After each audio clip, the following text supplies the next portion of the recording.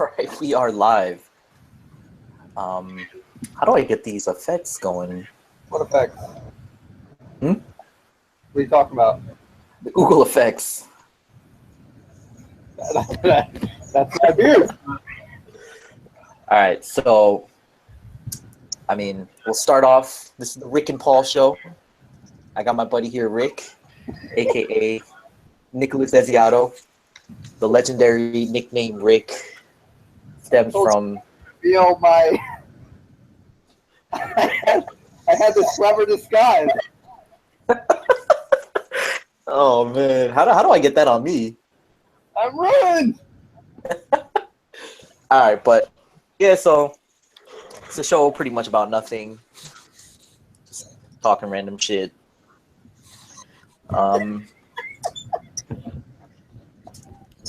You idiot.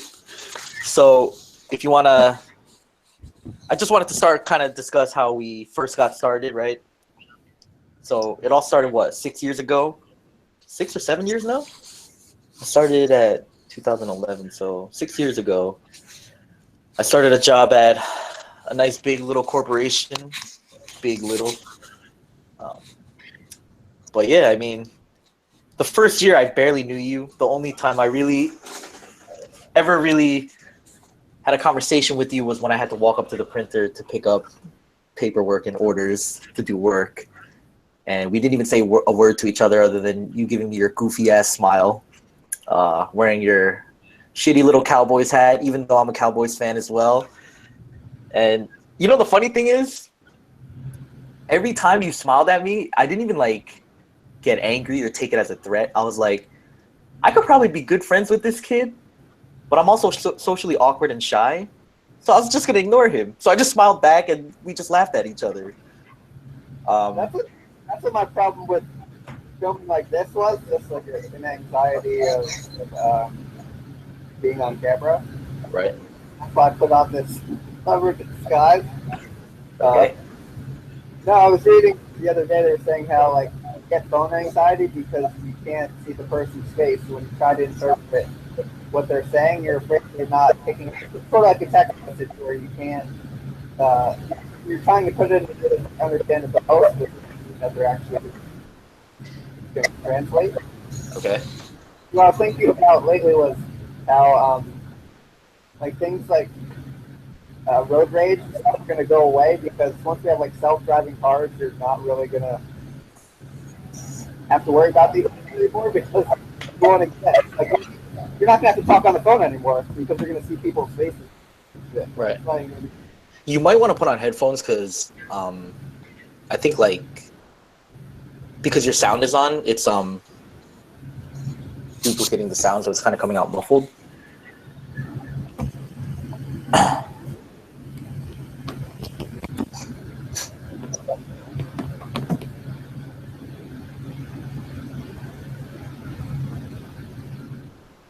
Is that better? Let me see.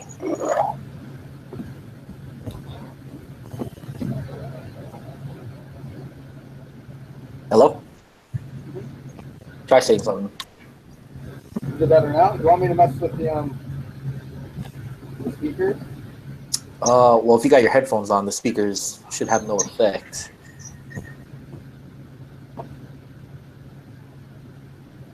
I like how I'm trying to give an intro of how we met and you go into fucking self-driving cars. Hold on.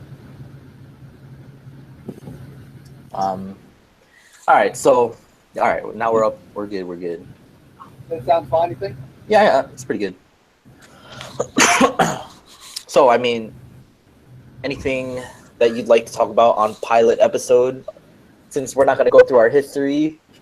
Going back to that, I was off in limbo. Remember they put me in a section that was in the middle of nowhere between two desks? So you had to ask me to walk by, and for some reason I have this banterness to me where if anybody would walk by, I would immediately turn to be like, hey! Are you talking about the old building or the new building?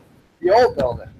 Okay. Yeah, you had your own little section, in a corner, kind of in nowhere land, and then I was behind a wall, kind of like between the structure that holds the building up, facing a wall where so it was the most unprivate area because everyone that walked by to go to the kitchen or to the bathroom, they could see everything on my screen.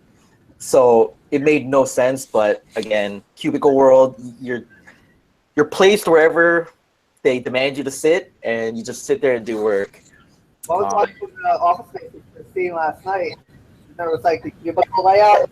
How did you ever find where you had to go? Because everything looks exactly the same, and it was Yep. like an intentional metaphor for how fucking miserable it is. Yeah, and it's funny too because my first year there, I really didn't have much work to do, so I kind of just was kind of like an invisible body, I guess. Basic work, maybe finish my work within 45 minutes of the day. So I had 7 hours and 15 minutes to reflect on my own life and figure out what the fuck I was doing. But yeah, and I made the fatal mistake of becoming a Harold from Harold and Kumar, which I coined myself. Just stayed quiet and did my work. And of course, I did extra work, which it only benefited everyone around me. And then, if anything, it just made me the go-to guy to do more work and get shat on. And because I was quiet and all that, and just very shy and just was a yes sir kind of guy, I just ended up doing a lot of work for no reason. And it's kind of funny because I guess the whole model of capitalism is work hard and tirelessly to try and accomplish something. But in that situation, it's very, what is it? You manipulate people to do the work for you, right? So it's kind of like a false idea. It's an abuse of the system because you're being abused by the system, and then once you know that somebody else is something, suddenly, I don't know. Yeah. Right? So I mean, yeah, that first year we didn't have any interaction really, and it was always just a smile at the printer, and we'd talk about the Cowboys game that happened and be like, "Oh, Tony Romo's our man." And in 2011, Tony Romo was on fire, right, doing his thing, taking Dallas to new levels. Were the Cowboys good in 2011? I don't even remember. I feel like I think about we got a macro level trying to find like somebody with the weather, sports, or it's very like on the surface. It's not like if we weren't Cowboys fans, instantly would have broke that. I would have been like. Yeah. If you didn't wear that Cowboys hat, I probably never would have made that decision to like ever be friendly with you. I would just be like, why is this dude smiling at me? But it was funny because I related to you in that aspect because I knew you were smiling out of just like pure break the awkwardness, right? It's like you couldn't say anything because we didn't know each other, so the only way to break the ice was just you to smile and for me to smile back. And this went on for about 6 to 7 months of building, and then ultimately the dream team started when we were pretty much sitting right like one row next to each other. And I guess like to put it live, broadcasted on air and in the archives, that's when we moved to the new building. We had a much better gym, and I decided to step up my game and kind of try and put my life into a better gear and start working out, make myself better and all that stuff. Helps kill traffic time as well, spending time in the gym before going home. And I tell you this a million times, and I'll say it again. You pissed me the fuck off every day because you were everything I never wanted to become, right? You're just that lazy kid in the corner, and then you would show up at the gym, you would do your chest machine, your biceps, and you would walk out. And I'd be like, why does this kid even live? Like, what is his purpose in life, right? So, and then I don't even remember how it all began, in terms of us like actually conversing, but you IM'd me. I think it was a work question or something, and obviously because our manager was not always around, he's kind of off doing his own thing. Yeah, but you asked me a question. I was like, yo, this is my one and only chance. Like, he initiated the conversation, so like I'm going to point out all his flaws to him right away. So like you IM me about work, and I'm just like, dude, you need to fix your gym regimen ASAP. You need to work out with me, and I'll show you a whole new world. That's the thing too. If you would say anything, you probably just would have watched me every day and got madder and madder. And then maybe Dude, it would have said something, but it was a Monday through Friday regimen for like 3 months that I was just getting angrier. If anything, you indirectly motivated me to become stronger, because like you were everything I didn't want to become. Work wise, workout wise, life wise. knowing my logic, I probably was like, he probably thinks I'm a bad motherfucker. Like, yeah, we're both working out. Oh my goodness. And it's crazy because, and then we started hanging out, we started working out together, and I don't even know when the transition happened, but again, once I had that window of opportunity where it was no longer, we were becoming good enough friends where we don't just talk about sports, we don't just talk about working out, but we just started talking about life, right? And we were in that quarter life crisis stage where, yeah, we had stable jobs, we were doing, everything right by the book. I don't know, I just one day fucking snapped.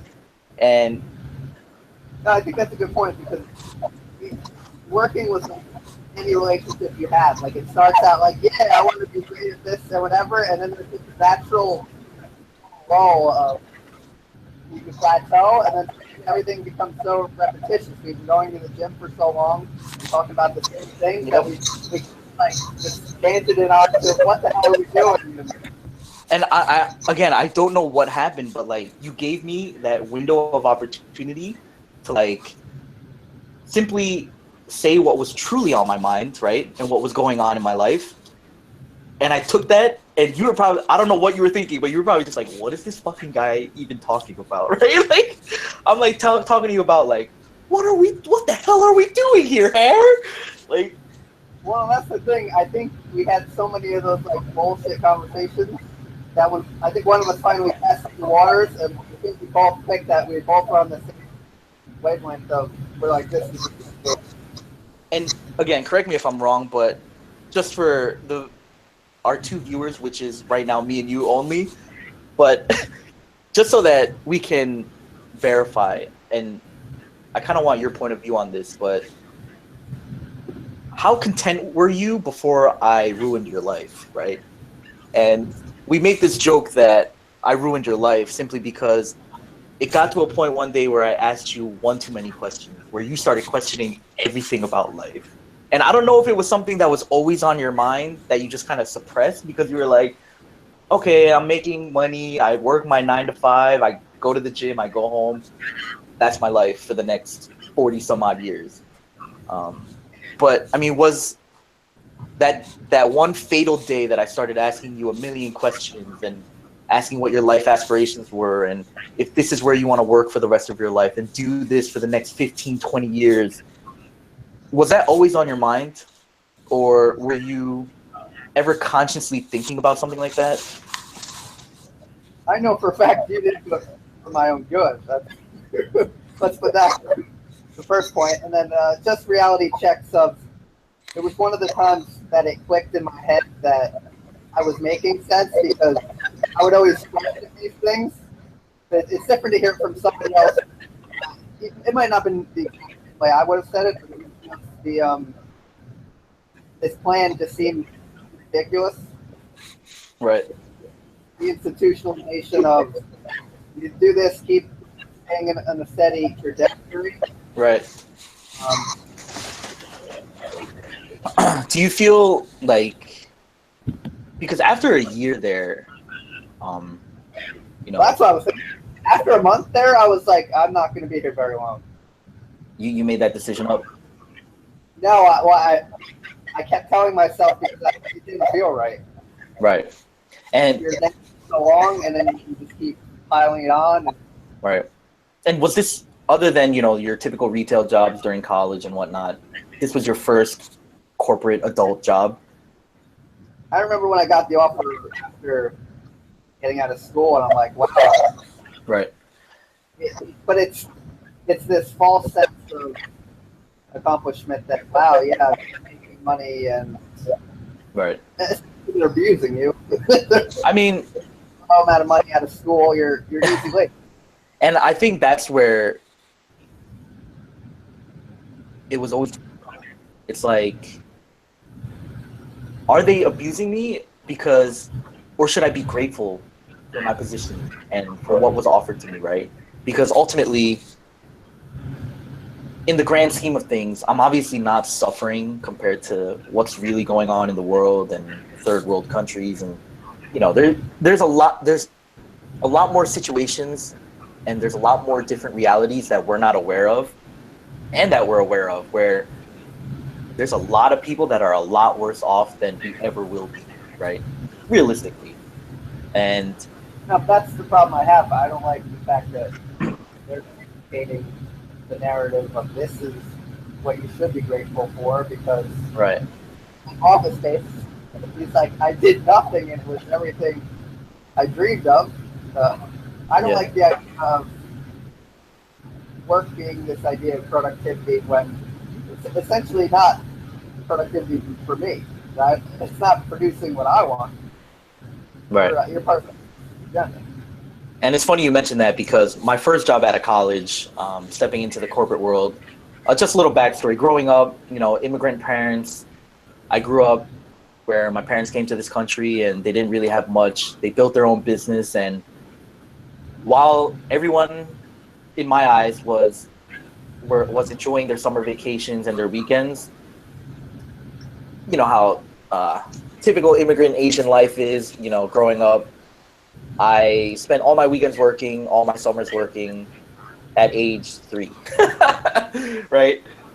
Um, and it's funny too because straight out of college, I got this amazing job offer working for this very, very well-off company. Got paid, in my mind, and a lot of graduates' mind, was an exorbitant amount of money, and I had no idea what I was getting myself into. I could read all the reviews online and all the horror stories, but to me, it was, hey, you're getting paid a lot of money. Um, you don't have to work at your store anymore, and you know you're creating your own path. And right when you said productivity, it's funny because the name of the game for that company was productivity. It was measured right to the point of by the number, and you know all the bells and whistles, but ultimately I was sacrificing my health, the quality of my life, and everything for a paycheck. And, you know, I was working 16, 18-hour days on the road, you know, 4 to 6 hours a day just to travel from one site to another. And, you know, I quit on the spot one day because I, I don't know what I had, but it was just a simple breakdown moment. And I was just like, I can't do this for the rest of my life. I can't even envision myself doing this for one more year. So I'm just going to end it now. And well, probably 99% of the people I told this to all said I was making a mistake because they only saw it at face value, right? They only saw what I was making on paper. They only saw what could have been, you know, my career path if I just stuck with it. But they didn't see, you know, they only saw the highlight reel, kind of how like what they say about Facebook. They don't see the behind the scenes, they only see the highlight reel. And when I made that decision to quit on the spot, I just sulked in my apartment for 2 days, just wondering what I'm going to do with my life. And, you know, fast forward, I get a job at a new corporation where I'm getting paid a lot less, but not much is expected, right? You just put in your 9 to 5, you take your lunch, you go home, right? And it's funny too because, you know, after I quit on the spot, it took me about a month to find this new job, right? And my first day on the job, everybody asked, the two people that were training us asked, what are you thankful for? What was good about your weekend that, just made you happy to come in this Monday? Everyone said, they spent time with friends, they spent time with family. And me being the Harold from Harold and Kumar, and when I said this, my soul, I felt it look at me and just say, you betrayed me, right? And I'm telling you, man, and it's like I suppress, like I played mental gymnastics, right? And I use that term to pretty much say you can convince yourself anything, or you can convince yourself into something or out of something, almost like that, right? Your mind is a very powerful weapon. It's a way to like for yourself. And my answer was, I was so happy that I have a job to come into on Monday. And then I just felt my soul drift away from my body, because what I just said went against everything I stood for, because it was a complete lie. And it was basically lying to make someone else, to impress someone else that I felt like had a vice grip on my future. Like I had to impress these people. And, in the corporate world, that's the name of the game, right? Or part of the game, where you have to impress people. You have to make a name for yourself. But at what point do you decide that you're going to abandon who you really are for a certain price, which is usually your salary, right? I think I want to talk about this like hierarchy of like power, like in the institution. So it's like they're having these titles that are higher than you, so you feel like you have to impress them because it's a made-up title, so they're higher on a level. So suddenly it induces like an anxiety. So you're like, I've got to say, oh, I'm glad to be here, because part of you thinks this is the perfect thing to say, but really it is or it isn't. And it's like you're transforming what kind of person you are just to fit the mold that you think you should, because it's based on us being scared all the time doing all these different jobs, right? Right. Does that make sense? Yeah. And, within, what was it, 3 months onwards, I was like, I'm going to put in 1 year and be out, right? Like, I made that promise to myself. And then that 1 year hit. I blinked, 52 Fridays blew right by, and there I was 1 year later. And I told myself, maybe it's not so bad. Again, mental gymnastics. I convinced myself that it was, even though I'm unhappy, because I'm not suffering, it's okay. And to me, deep down, it wasn't okay. But I made up enough lies to make myself feel that it was okay. And what happens? 5 years go by. 5 years in the blink of an eye go by. And everything I stood against, and I'm going to admit this, everything I stood against, I went and did. I got promoted twice. I made a few people very, very wealthy for the amount of time that I put in. And, I got my fair share of commission checks and, pay raises and all that stuff. But ultimately, I put a price tag on those 5 years of my life. And if you ask me, do I regret it? And people always say I don't live with regrets or anything. There were some parts that I don't regret, right? Unfortunately, I met you. And it's crazy because within those 5 years, so much went down, right? We started off as goofballs into the second year where we really started talking. It was like, how are we going to take down the man? And how are we going to rise up against the corporation? And the moment we had all these ideas, a manager would walk by and be like, yeah, you just sit the fuck down. Sit down, shut the fuck up, and do your work. And, it's funny too, because remember, I convinced so many people to leave. And I convinced them because I was using all my suppressed rage and anger and my own ideals.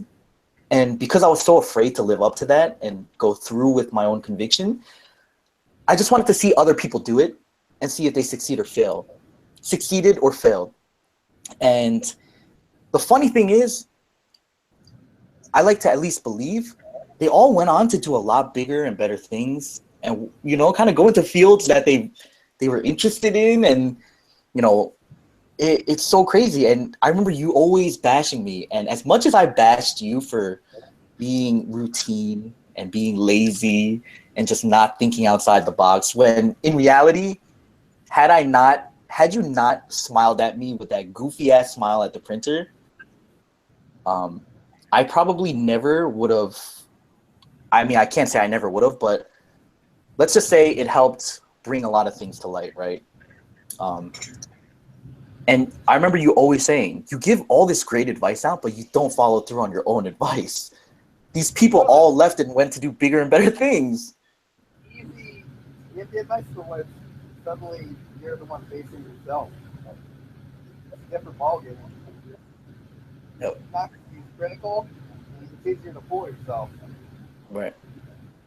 And, I would look at all these people that were coming and going, and they would get better jobs, better paying jobs, and, they would go on, or they would just go into a field that they were interested in and work for free. And those were all the things that I preached, yet I stuck around, I worked my ass off at something I completely had no interest in. And I know I'm not the only one who goes through this, right? It's probably 98% of our generation, the working middle class, where, you try and make the best of what you got, and you play those mental gymnastics. And again, I was a gold medalist at the Beijing Olympics playing mental gymnastics, you know what I mean? Non-Asian. And it was crazy because I learned more at that job through my own convictions and through our own personal conversations and almost through the misery of others rather than the actual job itself. And that's a good point you're making. We were so social that we pieced together a lot of different people's stories. Just hearing what the tribulations they were going through. mm-hmm. So it updates every day. We put together the whole puzzle, see how miserable it was. Right. And I don't even know if it was my own misery, just looking, misery loves company, looking for other miserable people. But again, when I started looking around, I started realizing no one was happy. And, being an introvert and kind of being that shy, socially awkward kid, I spent a lot of time just observing, right? So while everyone was having their interactions and whatnot, I always just watched. And, I like to at least assume that I can pick up on certain cues, like body language, and, I can pick up when someone's bullshitting or someone's lying. And to me, the biggest eye-opener was the people who seemed, they weren't being genuine about their happiness. To me, that was another huge eye-opener because I kept telling myself, that's me, right? Everything, again, I stood against is I'm living in the flesh right now. Always trying to brown nose or, trying to prove my worth and just trying to convince myself that I was okay when, mentally I was not doing okay. It was like a fucking battle day in and day out. You essentially know that all these jobs are going to have the same sort of symptoms. Not to be happy. They're all built the same game. Right. Yeah, I mean, I feel like I'm babbling. So if you want to just throw out a topic or kind of what to interject here, if you're saying that these things would catch on with you, I think it has detrimental psychological effect on everyone because it's like we know how bad it is, but yet we keep subjecting ourselves to it constantly. And who knows over time, it's probably taking a horrible toll. Right. I mean, we by calling both of them. So it's like every person we talk to, we'd be like, "We know you're full of shit. Can you please give us some real detail of what you're really doing?" Right. And the crazy thing is, you know, after that first year where I was kind of on my own. I mean, I had another friend who went on to do, you know, go do his own thing, get his law degree, and become a lawyer. And you know, he went on to do what he set out to do. So kudos to you. After that year of just kind of going through the motions and building routines and habits, I just want everyone to know. When me and you became buddies and connected, literally, I'm literally being 100% genuine. We did not disconnect the minute we linked up. So it was almost like an ongoing saga / documentary / biography of you and me. And like other than weekends, and that was like our time away from each other. But dude, Monday through Friday, like we were Batman and Robin, Jordan and Pippen, Shaq and Kobe. 8 hours at work, and then an extra 2 at the gym, and then we would still probably text. And 1 hour at lunch, so it was a 9-hour workday with the 1 hour lunch included in that 9-hour workday. Yeah, probably. You know, and we pretty much ate lunch maybe 95% of the time together. How you stuck around with me after all the stuff I spewed on you that was like mentally in my mind, like I pretty much just took out my brain and threw it in your face and just said, here, everything I'm thinking, good or bad, you know, mood swing or no mood swing. One day I'm fucking so happy. The next day, like, I'm cursing you out for no reason. And like blaming you for why my life is miserable. But it's like having a psychological, you could tell chemically when you would have like imbalances, because you would be like the happiest guy and then you would be so low and then you would come back up. So you could see the unbalance, and then it was like you could tell we were going through the same thing. So it was like it made everything feel not as bad because it was like we hated what we were doing, but it was like you at least had like somebody to bounce it off of, or but that's what made me think of Shawshank. It's like you're in prison. I still have to watch that movie, by the way, so forgive me for not catching up on my homework that you gave me, but it is on my bucket list, right? I'm going to do it. And you know, the one thing also was through my ups and downs, you never bullshitted with me. You never told me what I wanted to hear. You told me what I needed to hear. Because nobody understood where I was coming from. And it's almost as if, you know, I extracted whatever you were suppressing. And it's like, you're the only person that rose to the occasion, right? Everyone else, they would just be like, oh, it's not that bad. You know, like our benefits are good. We don't have to work overtime. We don't have to work on weekends. And I'm like, do you not see what's happening here? Right? It's like we're, you know, everyone, you know, you always see those memes and those cartoons. The new prison is that cubicle farm, right? It's just people churning out work day in and day out. And no one, I don't know, it's hard for me to explain. Everyone knew where I was coming from. They just didn't want to face that reality, as in my point of view, like from what I saw. I was always very patient, and I always felt like I had a great memory. So when I would think back when I was younger, and I didn't want to be I knew I needed to, but I also knew that I valued my time. Mm-hmm. But when I knew I had, like, I'm not gonna have summers off ever again. Like to me, it was a nightmare. And I knew whatever amount of money I was gonna make was never gonna be enough. Right. And this not similar to your situation. Like I was working and I was also living at home, so all the money I made really was just sitting there. So to me, it was the same like trap stakes of being like, oh, I've got all these bills. So to me, it was like I saw the perspective of it didn't have the same force on me. Like, oh, you've got to do this job because you've got to pay all these bills. To me, like you're doing it because it's the right thing. But Right. I'm like completely got rid of the mirage of money.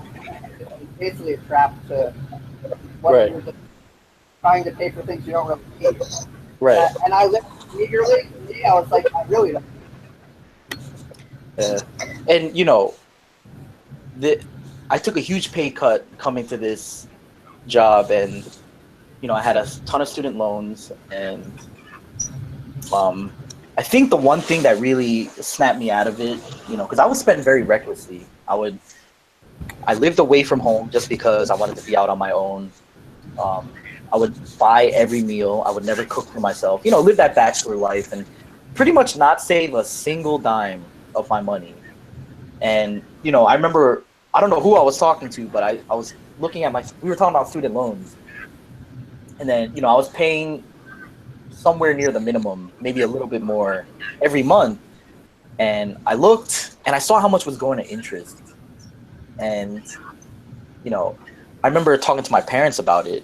And I have the best parents in the world. I'm very, very grateful. I'm very fortunate. I'm probably not grateful enough, right? But I remember talking to them and just letting them know that, you know, it's difficult, even though it wasn't, because if I just made a couple tweaks in life, you know, I could have probably been debt free a lot sooner. And it's a huge burden, right? Because you didn't have any debt. So maybe that's why was so angry at you, because you were okay with the routine. You were okay with just living that habitual lifestyle. And to me, it was like, why is this guy not working harder to try and move up? Little did I know you were debt free until you told me. Well, And the sacrifice was I lived at home, so I didn't go to school. I didn't get that school experience. I did community college, so that was even cheaper. And I feel like that did like my growth socially, right, because you're not like out partying, you're not talking to people. right, I was it's all business at school. I would go do my yeah, work, same go here. home. And I remember talking to my parents about it, and you know, my mom just told me straight up. She was like, "You know, if I could, I would pay all your student loans. But right now, it's really tough for me." And then that was when like the spark was just ignited. You know, I saw them suffer all throughout my childhood. You know, going through puberty and all that good stuff, making their lives probably miserable. But I remember seeing that struggle and telling myself at a very young age that A, I will never struggle like that, and B, I will make sure that I make them recover from that struggle. So then, you know, I went into full-time hustle mode and saved every penny. I moved back home. I ate. I stopped eating out so much, and I was saving paycheck after paycheck. And within a year and a half, I paid off all my student loans. Luckily didn't have any credit card debt because I was good with that part. But just kind of fast forwarding, it's like once I was free from all of that burden on my shoulders, I came to the realization that money is just money, right? And I haven't necessarily freed myself from money, but nowadays, you know, I'm very financially stable. Again, through hard work and a lot of dedication, but it's crazy how, hang on, that's my dad. Hang on. Be right back.